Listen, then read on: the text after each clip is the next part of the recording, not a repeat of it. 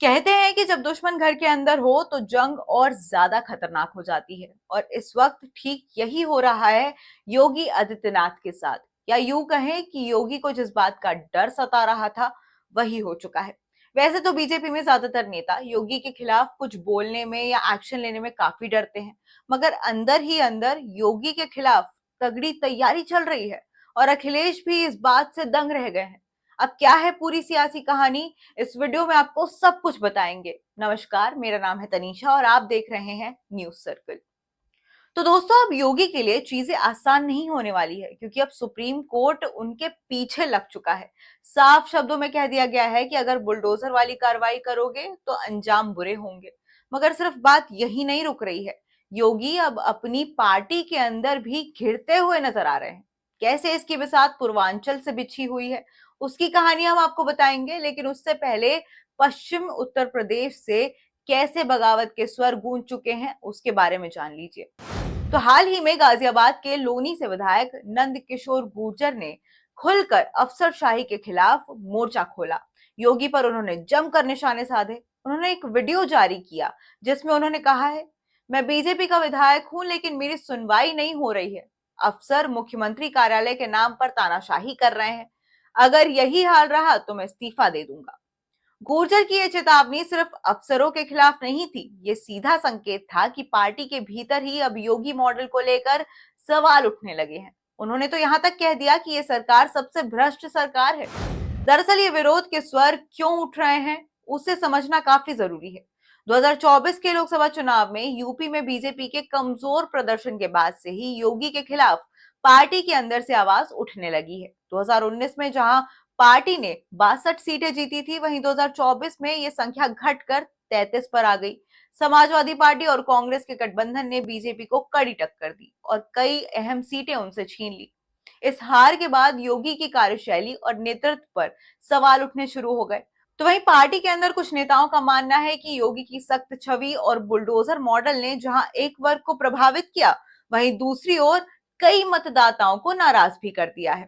इस हार ने बीजेपी के अंदर खामोश पड़े असहमति को हवा दी और वहीं योगी के खिलाफ बगावत की सुगबुगाहट शुरू हो गई।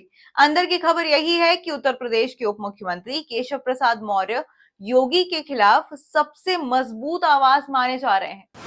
मौर्य जो ओबीसी समुदाय से आते हैं, लंबे समय से योगी के साथ इनकी तनाव की खबरें सामने आ रही। जुलाई 2024 में मौर्य ने एक बयान दिया था जिसमें उन्होंने कहा था कि संगठन सरकार से बड़ा होता है, और इस बयान को योगी के नेतृत्व पर अप्रत्यक्ष हमले के तौर पर देखा गया था। इसके बाद मौर्य ने दिल्ली में बीजेपी अध्यक्ष से मुलाकात की थी, जिसने अटकलों को और बल दिया। मौर्य की एक चिट्ठी भी खूब वायरल हुई थी जिसमें उन्होंने योगी के अधीन आने वाले कार्मिक विभाग से संविदान कर्मचारियों को आरक्षण देने के मुद्दे पर सवाल किए थे। और ये साफ संकेत था कि मौर्य योगी के फैसले से खुश नहीं है और अपनी स्थिति मजबूत करना चाह रहे हैं। तो वहीं बीजेपी की सहयोगी पार्टी अपना दल की नेता और केंद्र मंत्री अनुप्रिया पटेल भी योगी के खिलाफ असंतोष जता चुकी हैं। लोकसभा चुनाव के बाद अनुप्रिया ने एक चिट्ठी लिखी जिसमें उन्होंने योगी सरकार की कार्यशैली पर कई सवाल खड़े किए। राजनीतिक विश्लेषकों का मानना है कि ये चिट्ठी केंद्र नेतृत्व के इशारे पर लिखी गई थी। अनुप्रिया का असंतोष इस बात से भी जुड़ा है कि योगी सरकार में उनके समुदाय को पर्याप्त प्रतिनिधित्व नहीं मिलता है। ये घटना दर्शाता है कि योगी के खिलाफ न सिर्फ बीजेपी के अंदर बल्कि गठबंधन सहयोगियों में भी नाराजगी पनप रही है।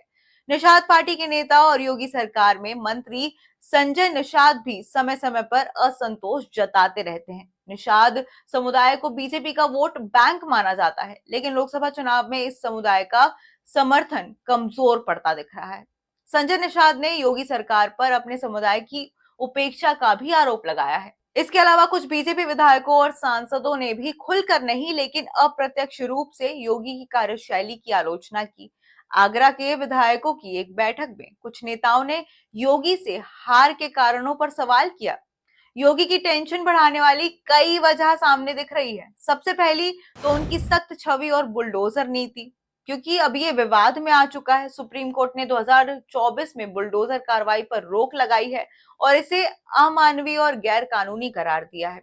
और इसी से योगी की छवि को काफी ठेस पहुंची है। तो वहीं दूसरा, केंद्र नेतृत्व का रुख जो है वो साफ नहीं है। पीएम नरेंद्र मोदी और गृह मंत्री अमित शाह की चुप्पी से अटकलें लगाए जा रहे हैं कि शायद योगी को अब पहले जैसा समर्थन नहीं मिल रहा है। तो वहीं तीसरी, संगठन और सरकार के बीच तालमेल की कमी भी एक बड़ी वजह है। खबरें ये भी है कि योगी को आगे साइडलाइन किया जा सकता है। इसकी तरफ इशारा खुद योगी ने दिया था। उन्होंने कहा था कि राजनीति उनकी परमानेंट जॉब नहीं है, वो एक महंत है। तो आपकी क्या राय है इस पूरी खबर पर, आप हमें कमेंट में बताइए। नमस्कार।